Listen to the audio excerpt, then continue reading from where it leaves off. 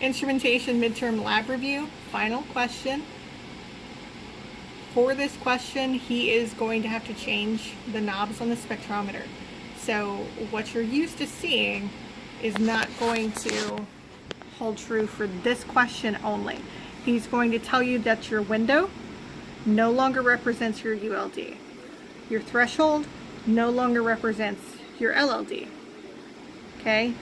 For our example in class, he told us that the peak energy would now be the window knob, and the percent window would now be the threshold knob.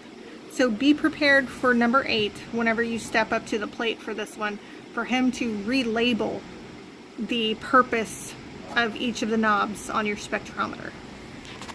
Okay, so we have our example here of what he gave us with the LLD set at 180 units and the ULD set at 220 units.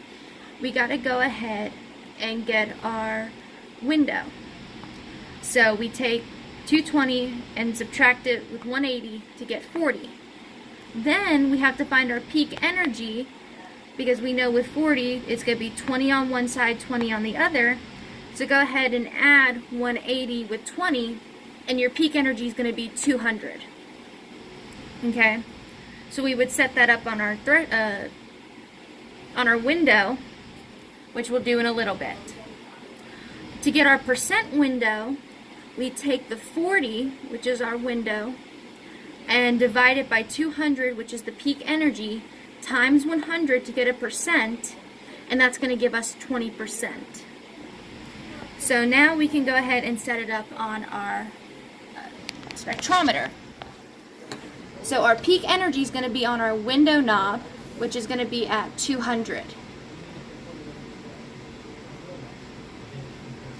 Our threshold knob, which is now our percent window knob, is going to be set at 20.